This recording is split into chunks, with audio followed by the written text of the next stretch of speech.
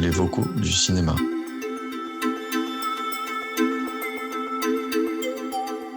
Les vocaux du cinéma.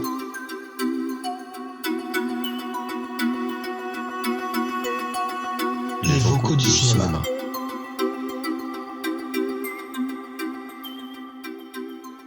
Salut Aurélien, je viens de voir Mickey 17 de Bong Joon-ho et c'est ma première grosse déception de 2025.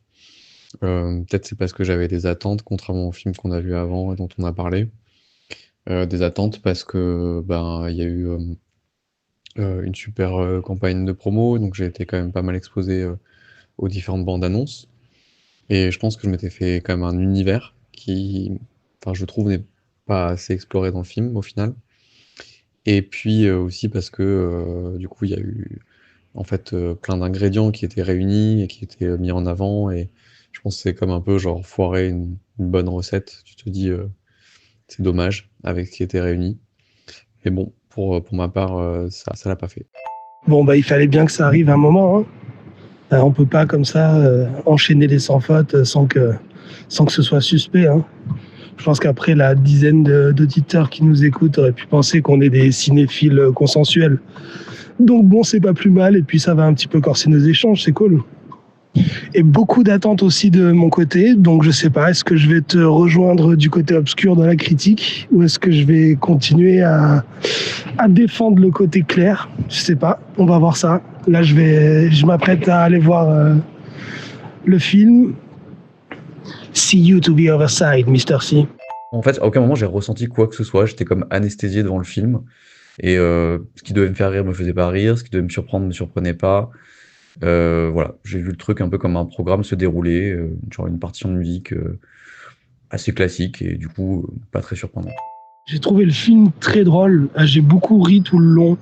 Et déjà, ça m'a fait du bien de pas être dans un truc totalement premier degré. Bon, verdict, Mr. C. Je crois qu'on est face à notre premier désaccord, puisque j'ai plutôt bien aimé Mickey 17.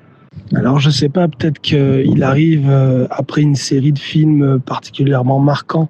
Mais pour ma part, je pourrais pas dire que je suis déçu, parce que à la base, je suis pas extrêmement fan de Bong Joon-ho. J'aime bien ce qu'il fait, j'aime bien son univers.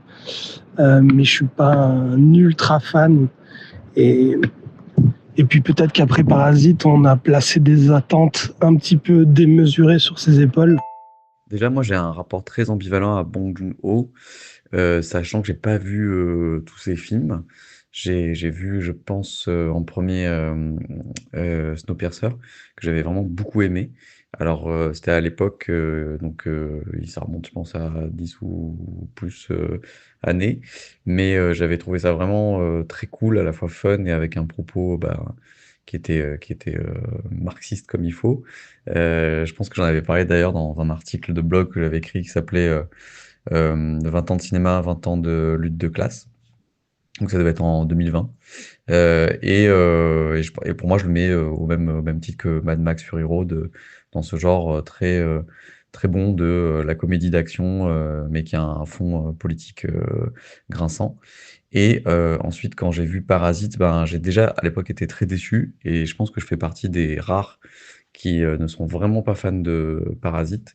Là, je voyais les ficelles, je trouvais que tout était lourd, que les personnages étaient vraiment écrits à la truelle, et qu'on avait des gros warnings en permanence pour nous dire attention, élément du scénario important.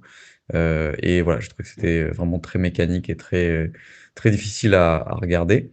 Et puis Okja, en fait, j'ai même pas réussi à passer le tiers du film, je pense. Alors peut-être que c'était sur Netflix et que du coup j'avais du mal à être dedans à cause de ça. Mais pareil, je trouvais ça pâteau, lourdingue, trop souligné, trop surligné. Et c'est un peu les défauts que j'ai retrouvés dans ce film, du coup Mickey 17. Si je reviens sur tous les éléments qui composent le film, moi je trouve qu'on retrouve vraiment son univers. Je retrouve pas mal de thématiques qu'il a pu aborder dans ses films, comme The Host, comme Snowpiercer avant, comme Okja, etc., etc. Alors peut-être qu'effectivement c'est pas ultra surprenant, mais en tout cas moi je boude pas du tout mon plaisir. On retrouve totalement le côté satire qui se déploie dans un univers de films de genre, là en l'occurrence la SF, et toujours avec cette dimension grand public et populaire. Donc je sais pas, peut-être qu'on peut lancer les hostilités et puis on développera nos arguments au fil de l'échange. En fait, c'est un réalisateur et peut-être plus encore un scénariste qui adore souligner, surligner des éléments alors je sais pas si c'est la parodie, je sais pas si c'est de la satire, mais des choses pour nous dire, voilà, avec une loupe déformante, quels sont les défauts de notre monde et des méchants, soit capitalistes, soit mangeurs de viande, soit oppresseurs de tout genre. Et je pense que ce sont en fait des fables. Je pense que Bong Joon-ho adore faire des fables et que quand la fable, elle est hybridée avec un film divertissant, bah, ça marche sur moi comme le transpersonnage, Snowpiercer. Mais quand cette fable, elle est trop mise en avant au détriment du divertissement en tant que tel, du coup, je décroche et je n'arrive plus du tout à recevoir les petits clins d'œil comme des choses censées me faire rire. Au contraire, ça me fait soupirer. Donc moi, contrairement à toi, j'ai pas du tout rigolé pendant la séance. Je pense vraiment peut-être une seule fois pendant tout le film, mais il y avait deux ados à côté de moi qui ricanaient tout le temps. Donc je me suis dit, bon, bah peut-être je suis trop vieux, ça y est, je suis passé de l'autre côté, je suis devenu cynique. Je dirais même farce. Moi je dirais que c'est presque une farce, un petit peu Mickey 17. Et c'est pour ça, les personnages sont un petit peu caricaturaux. Enfin, je dirais pas caricaturaux, mais je dirais c'est davantage des archétypes. Mais comme le film me présente cet aspect dès son intro, moi, toute la première partie avec la voix off de Pattinson qui m'explique un petit peu l'univers, qui m'explique le principe des clones, tout ça m'installe une ambiance que j'accepte directement. Je comprends que je suis dans un univers un petit peu de fable, de farce, et je me dis ok, moi ça me va, c'est cool, vas-y, développe. Donc comme j'ai accepté d'emblée ce pacte avec le film, et il y a plein de facilités scénaristiques, elles sont là, elles existent, je vais pas le nier, je les ai ressenties. Mais moi, quand elles arrivent, en fait, je les balaye direct et je me dis, ok, c'est pas sur ça que ça se joue. C'est pas ce qui m'intéresse finalement dans le film. C'est tout ce qui est à côté. C'est tout l'humour, tous les gags qui développent et que je trouve vraiment drôle, quoi. J'ai été d'autant plus déçu que j'avais des attentes qui étaient élevées. Je pense que ces attentes, elles reposaient en grande partie sur Robert Pattinson, parce que depuis The Lighthouse et The Batman, je trouve que c'est un acteur qui permet aux metteurs en scène qu'il emploie d'élever le niveau de leur film. Il ajoute des performances qui sont vraiment dans la complexité, la nuance. C'est à la fois un très beau jeune homme et en même temps, il arrive par son jeu juste à parfois s'en les dire ou à se rendre plus inquiétant. Ça fait partie des rares beaux gosses auxquels je crois quand je les vois dans un film, où je me dis pas, voilà, c'est juste une gravure de magazine qu'on a mis devant une caméra. Donc déjà, voilà, j'avais des attentes par rapport à ça. J'avais aussi des attentes par rapport, je pense, à ce qui était teasé dans la bande-annonce, c'est-à-dire un univers de science-fiction qui tournait autour de cette technologie qui permettait de cloner, de ressusciter les gens. Donc je m'attendais à beaucoup plus en fait de dilemmes moraux ou de situations absurdes autour de cette technologie-là. Et voilà, je considère qu'on a vu l'essentiel dans la bande-annonce, ce qui est un problème parce que du coup, ça veut dire que l'équipe marketing en a trop dit, mais qui est aussi en dit long, je pense, du film. C'est-à-dire que si le film peut être résumé par 3 minutes, 2 minutes d'image, c'est qu'il n'y avait pas grand-chose à dire selon moi. Et puis enfin, je pense que j'ai été déçu par juste la partie direction artistique de cet univers de science-fiction où il n'y a pas grand-chose à se mettre sous la dent. Le vaisseau est générique à souhait. La planète, bah, c'est juste un fond vert de tempête de neige en permanence. Donc, c'est pas super intéressant à regarder pendant 2 heures. Les bestioles, ben, elles sont bien faites techniquement, mais leur direction artistique, moi, elle m'intéresse pas trop. Je me disais que c'était un peu les bêtes dans Nausicaa, en plus petites, plus poilues et surtout plus grises. Donc, c'était pas très intéressant non plus à regarder. Puis au-delà de la direction artistique, l'univers me semble pas très fouillé, quoi. On a cette planète sur laquelle on arrive et on comprend pas vraiment comment les humains vont pouvoir y vivre vu que elle est quasiment entièrement gelée. Et que même si c'est un hiver, ça semble comme un hiver très rude et très long. Et donc, spoiler, mais les rares images qu'on voit à la fin du printemps ne laissent pas vraiment imaginer comment ça peut en faire une planète fertile. Et puis, bon, ça, à la limite, c'est un détail, mais voilà, quand tu es vraiment désengagé du film, bah, tu commences à noter ce genre de détails, malheureusement. Et puis, du coup, bah, ces bestioles, elles sont pas très originales non plus, dans le sens où, spoiler encore, on apprend qu'elles sont intelligentes et qu'elles parlent. Bon, bah oui, ok, on s'en doutait, je veux dire. Et est-ce qu'il nous faut ça aussi pour être en empathie? Est-ce qu'il nous faut ça pour qu'on qu'on puisse voilà, se demander si on n'est pas des colons, si on n'est pas des exterminateurs de la biodiversité? Enfin voilà, je trouvais que tous les choix étaient vraiment très caricaturaux et pas du tout surprenants. Ah ouais, t'as enchaîné le film en mode mitraillette, tu lui as laissé aucune chance. Bon, ça va être un peu compliqué pour moi de le sauver, déjà parce que bon bah je suis quand même assez d'accord avec pas mal de trucs que tu développes. Pas la totalité, mais c'est vrai que je te rejoins sur pas mal de trucs. Mais pour le coup, moi, c'est aussi des choses qui m'ont rendu le film assez sympathique. J'ai pas toujours été très fan des choix de direction artistique des films de Bong Joon-ho. Moi, j'étais pas très fan du monstre dans The Host ou alors de la bête dans Okja. Et je retrouve un petit peu ça là dans ces petites bestioles dans Mickey 17. Moi, il y a un rapport au CGI que non, je suis pas hyper fan. Voilà, je trouve qu'elles sont toujours un petit peu creepy et j'y crois pas tellement. Et donc, je retrouve ça là avec ces petites bestioles. Et en même temps, dès le début, on voit qu'en fait, en fin de compte, elles sont trop mignonnes. Et donc, moi, ça a marché sur moi. Voilà, au final, je les trouvais trop cool et j'avais envie de les prendre avec moi, de jouer avec elles. Et voilà, c'était trop mignonne. L'humour du film est très grand guignolesque. Et moi, ça me fait mourir de rire. Il y a pas mal de gags qui se rapprochent pas mal du slapstick.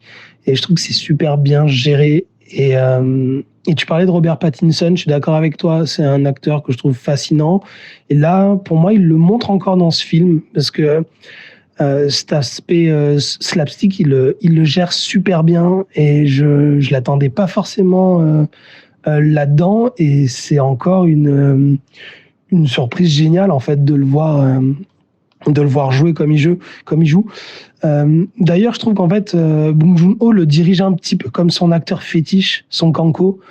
J'ai trouvé qu'il y avait des similitudes dans son jeu. Voilà, donc je sais pas, ça pourrait être une limite. Et en fait, moi, je trouve qu'il s'en sort super bien.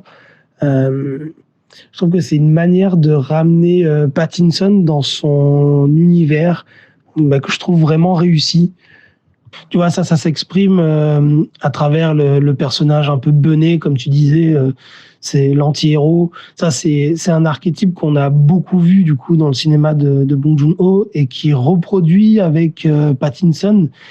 Et putain, mais c'est hyper casse-gueule. Et moi, je trouve que ça fonctionne super bien, quoi. Je trouve que c'est vraiment un film de scénariste plus qu'un film de metteur en scène.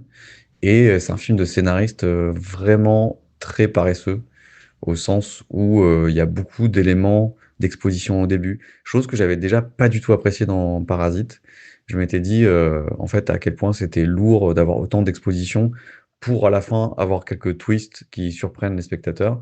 Mais voilà, la force des twists était, on va dire, dans une sorte d'équilibre pas bien fait pour moi, avec la somme d'exposition nécessaire pour en arriver là. Et bah là, c'est pareil, sauf qu'il y a même pas de twist à la fin. Donc je me dis, pourquoi nous avoir raconté autant de trucs pour ne pas réussir à subvertir nos attentes? Et puis surtout, parfois, il y a des incohérences qui sont remarquées par les personnages et on a un personnage secondaire totalement fonction qui trouve une solution de derrière les fagots, quoi, comme ça, en mode, «Ah mais finalement, c'est pas un problème, j'avais ça sous le coude».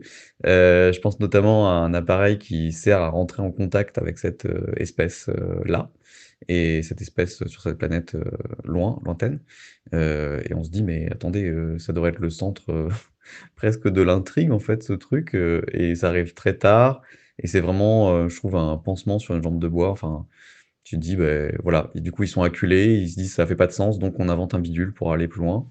Ouais, je disais que je comprenais pas trop la caractérisation des personnages parce que pour moi, tous sont vraiment, unidimensionnels, et il y a que justement Mickey 17 par le fait d'avoir cette, possibilité d'être, cloné, qui nous montre, au moins 2 facettes d'une personnalité, mais qui sont vraiment antinomiques l'une de l'autre. Alors du coup, on se demande si c'est la profondeur de l'écriture ou si c'est juste une sorte de contraste un peu facile et cette deuxième facette de Mickey 17, ben, je la trouve pas cohérente non plus parce que, entre ce qui nous est présenté au début, c'est-à-dire, une sorte de psychopathe, prêt à tout, pour assouvir ses plaisirs et sa vengeance, qui subitement fait un acte, de rédemption. Alors oui, du coup, ça lui fait une arche. Du coup, on se dit, il a commencé comme un solo et il finit comme un héros, mais bon, on comprend pas trop pourquoi. Je pense pas que le personnage de Mickey 18 soit spécifiquement caractérisé comme un personnage de psychopathe. Pour moi, c'est avant tout un personnage révolté euh, qui est conscient de sa situation sociale et qui a envie de s'en extraire. Et au début, ça s'exprime d'une manière très viscérale, dans une colère très égocentrique euh, et très primitive. Il y a juste une envie de se venger. Et c'est pour ça que je trouve que c'est un personnage qui a une arche très intéressante, puisqu'en fait, cette colère, elle évolue vers une révolte beaucoup plus réfléchie et finalement beaucoup plus altruiste. Parce que, bon, spoiler alerte, il va se sacrifier à la fin, mais pour le groupe, pour faire avancer la société. Donc, en fait, il retrouve un petit peu sa fonction sociale première, euh, mais pas, pas dans ce côté passif. Voilà, ce sacrifice, il est plus là pour perpétuer un système, mais pour le briser. Plusieurs fois dans le film, il y a un gag qui revient. C'est les moments où Pattinson est photocopié là dans cette grosse machine et à plusieurs reprises il sort alors qu'on a oublié de lui mettre le réceptacle et donc son corps tombe de manière un petit peu grotesque et un petit peu à la manière dont les feuilles peuvent tomber d'une photocopieuse si t'as pas tiré le couvercle pour les retenir. Bon, déjà moi à chaque fois ce gag il m'a fait mourir de rire. Euh, et en même temps, il exprime tout le tragique de la situation puisque la société a atteint un tel degré de déshumanisation que tout le monde s'en fout de ce corps. Tout le monde se fout de ce qui peut lui arriver ou de ce qu'il peut ressentir. C'est plus qu'un personnage fonction euh, qui n'est plus que du consommable en fait. Alors peut-être que tu trouveras ça un petit peu gros sabot ou très souligné, mais moi je trouve que cette idée, elle est visuellement assez bien incarnée. Et d'ailleurs, je trouve que c'est ce qui fait sa force à Bong Joon-ho, c'est qu'il a une capacité à aborder des thématiques assez profondes, que ce soit politiquement parlant ou socialement parlant. Il tombe jamais dans un discours un peu plombant et moralisateur. Donc voilà, moi j'ai beaucoup aimé cette légèreté qui rend le film pas moins pertinent, quoi. Moi, je trouve au contraire qu'il est extrêmement moralisateur. Dans ce film, dans Okja, dans du coup Parasite, il est extrêmement moralisateur et cette morale, c'est vraiment au profit d'une fable pour replacer, on va dire, le conflit marxiste au centre du débat. Alors, je suis d'accord avec son analyse. Et là, dans ce film, on peut dire qu'il avait anticipé la montée de Trump et du coup, c'est intéressant de le voir avec ce prisme-là. Mais c'est pas du tout finaux, quoi. Enfin, c'est vraiment écrit à la truelle et j'ai l'impression d'avoir déjà vu ou entendu ou lu ce propos des millions de fois et je vois pas trop l'apport qu'il a avec ce film et que peut-être si ça avait été présent, mais que les autres aspects du film que j'attendais avaient été plus développés, je pense que du coup, là, j'aurais été plus embarqué. Et ce que j'ai vu comme un défaut, j'aurais peut-être vu comme une qualité parce que ça aurait été un peu mieux masqué au milieu du reste. On est d'accord que Pattinson, il est incroyable. Tu pourrais lui donner à jouer le rôle d'un lampadaire, il serait fascinant, charismatique, tout ce que tu veux, mais le problème, c'est le rôle qu'on lui donne, que je trouve mais inintéressant au possible. Que ce soit dans son côté positif ou plus torturé, on va dire.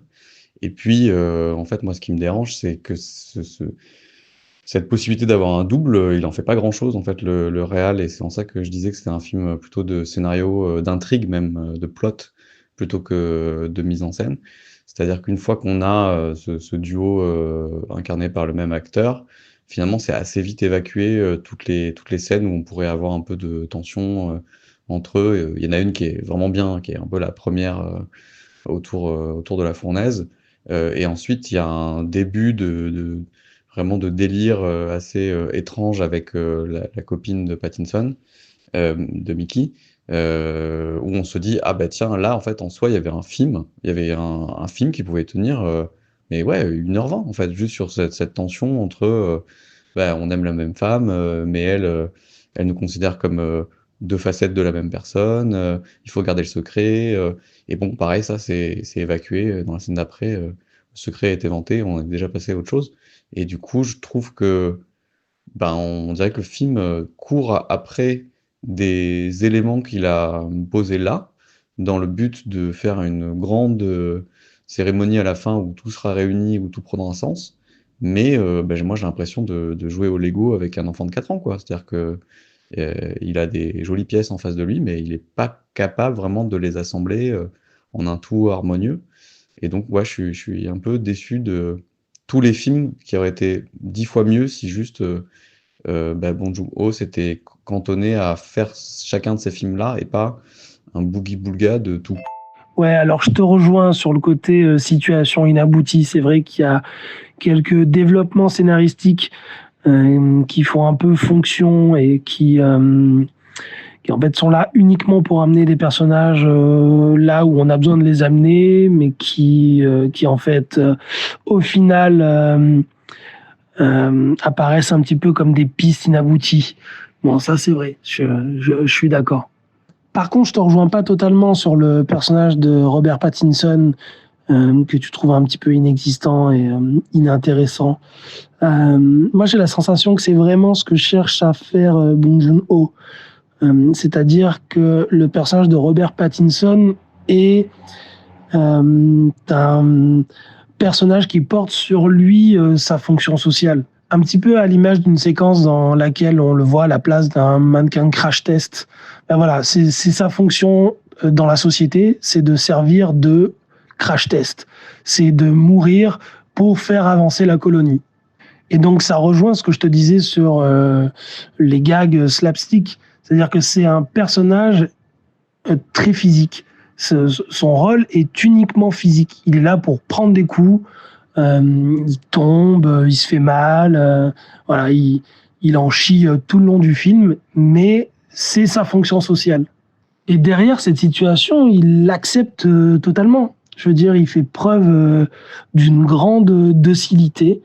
Voilà, c'est son rôle, c'est comme ça, il l'accepte. Et en fait, cette apathie, c'est exactement ce qu'il cherche, ce que Bong Joon-ho cherche à pointer du doigt. Alors peut-être de manière un petit peu grossière, mais j'ai la sensation que ce qu'il veut nous montrer, c'est une forme de servitude volontaire et une servitude en fait qui est généralisée à l'ensemble de la société. Puisqu'on le voit, hein, tout le monde est plutôt indifférent au sort de Mickey 17. Il y a vraiment une forme de déshumanisation face à ce qui lui arrive. Et Et ce manque d'empathie, c'est vraiment ce qui crée le décalage et ce qui va générer le rire. En t'écoutant, notamment sur cette question de l'imprimante qui permet à Mickey d'être comme ça ressuscité, je m'aperçois que je suis vraiment, je pense, un peu réticent ou je fais une réaction épidermique au symbole, je pense. Et on en avait déjà un peu parlé avec le film Queer, où voilà, il y avait de la symbolique, mais j'en avais pas besoin en fait pour être dans l'ambiance du film, être complètement immergé dans l'histoire. Et je trouvais que la réalisation ne s'appuyait pas entièrement sur ces symboles. Donc peut-être c'est aussi une des raisons pour lesquelles ben, j'ai pas apprécié Mickey 17 et toi oui, c'est que peut-être on diverge aussi sur notre appréciation des symboles, de la symbolique, de l'interprétation. Alors, peut-être c'est pas un symbole, peut-être c'est une métaphore, je sais pas. En tout cas, moi, ça me contribue plutôt à m'extraire du film, je pense. Oui, pour moi, c'est davantage une métaphore qu'un symbole un petit peu cryptique. D'ailleurs, ce gag, il revient 2 fois et puis il y a une progression dans le slapstick. Parce que la première fois qu'on le voit, il y a juste les bras qui tombent et puis il y a une des scientifiques qui se précipite pour rattraper le corps. Alors que la seconde fois, il n'y a plus personne et le corps s'étale, tombe de manière un petit peu grotesque et tragique. Et donc pour moi, c'est évident qu'il y a une volonté de souligner une progression dans la déshumanisation. Alors après, c'est peut-être un petit peu gros sabot, ça c'est vrai, je te l'accorde. Mais il y a pas mal d'éléments qui le sont, comme le vaisseau a un petit peu des allures d'univers carcéral, et puis l'allusion à Trump, c'est clair qu'elle est évidente. Et, mais pour moi, ça cherche pas tellement à avancer masqué. Euh, c'est vraiment, je pense que ça revendique cet aspect satire et, euh, et c'est pour ça qu'il y a cette dimension un petit peu presque caricaturale, mais dans le sens guignol, tu vois. Et sur moi, ça fonctionne parce que le côté guignol, c'est vraiment l'idée de la catharsis, quoi. Hein. Tu vois un truc, tu les vois se taper dessus et ça fait du bien de les voir se taper dessus de manière un petit peu grotesque et rigolote. Alors, si j'essaie de mettre un peu d'eau dans mon vin, je dirais que tout dépend de comment on accroche à la fable. Si c'est une fable qui résonne en nous, peut-être que du coup, on est vraiment euh, dans une sorte de plaisir de reconnaître les symboles, les analogies qui nous sont présentées pour nous dire regardez, je vous ai bien compris, clin d'œil. Et c'est peut-être ce qui avait marché sur moi à l'époque dans Snowpiercer. Mais je pense que si la fable ne marche pas, si on n'accroche pas avec les prémices de la fable, ben du coup, c'est impossible de monter dans le train, pour refiler la métaphore de Snowpiercer. Et c'est ce qui s'est passé avec moi, je pense, avec Mickey 17, c'est que je me suis senti sur le quai en permanence, à pas pouvoir véritablement prendre plaisir au voyage. Pour rebondir sur la question des symboles ou des métaphores et de la place qu'elles peuvent prendre dans son cinéma, moi je voudrais qu'on parle de la sauce qui prend une place complètement démesurée, notamment avec cette scène de fin qui est une sorte de rêve, d'hallucination, où on dirait qu'il veut voilà, nous repasser le message et qui semble être un peu la même utilisation qu'il avait avec la pierre dans Parasite. Moi, j'ai trouvé que c'était un thème intéressant, mais qui n'était pas du tout déployé de manière convaincante dans le film, ou que peut-être il y avait des éléments qui avaient disparu et qui le rendaient plus intéressant à la base, plus fouillé, plus, plus pertinent. De ce que j'en comprends, bah, la sauce, c'est vu comme une espèce de délimitation entre l'homme et l'animal, l'humain civilisé et l'humain non civilisé. Et c'est intéressant aussi de voir que bah, la cuisine dans ces films et dans celui-là aussi raconte pas mal de différenciation de classe sociale. Mais pour autant, ben, ce thème-là, il devient juste une façon de plus de surligner le même message encore et encore, à savoir bah, les riches méchants, les pauvres plein de bonne volonté. Donc voilà, comment toi t'as compris et reçu la sauce? À préciser que du coup, Toni Collette, celle qui joue l'épouse du dictateur, qui est jouée par Marc Ruffalo, et ben, elle a une obsession donc, pour les sauces, et on comprend à un moment donné que ces sauces, elles sont faites à partir des queues des animaux qui sont présents sur la planète, et ça m'a rappelé quelque chose de la colonisation et de, on va dire, la présence des Blancs aux États-Unis d'Amérique. Car en fait, il y a eu une exploitation des castors, je crois, pour leur queue, parce que justement, ça a aidé à faire notamment des parfums. Donc voilà, il y a un lien entre l'exploitation animale, la colonisation d'un territoire, l'abattage de masse d'animaux sauvages, et du coup, on va dire la filière sur un mets luxueux et complètement dispendieux. Donc peut-être c'est ça un peu le parallèle qu'on pourrait faire avec l'obsession pour les sauces et pour les queues de cloportes sur une planète en neige. Oui, c'est exactement ça. Et d'ailleurs, c'était déjà présent dans Okja, puisqu'il était question d'une race de cochon génétiquement modifiée pour donner énormément de viande. Donc toujours dans cette critique du capitalisme comme un système de domination et d'exploitation de l'ensemble du vivant. D'ailleurs, dans Mickey 17, ce rapport à la nourriture et à la sauce, il est visuellement représenté de manière dégoûtante, comme pour toujours souligner l'aspect sanguinaire, pour rappeler que ces classes dominantes cannibalisent tout autour d'elles. Et puis ensuite, parler de mets raffinés ou alors de distinction culturelle, c'est une manière de mettre à distance cette violence de la domination, mais surtout de la rendre socialement acceptable. Et d'ailleurs, c'est souvent l'argument qu'on retrouve quand on remet en question la chasse ou la corrida. Voilà, on parle de faits culturels pour contrecarrer l'argument de la violence et de la domination. En fait, dans Mickey 17, Bong Joon-ho essaye de détailler l'ensemble des mécanismes de domination qui sont à l'œuvre dans le capitalisme.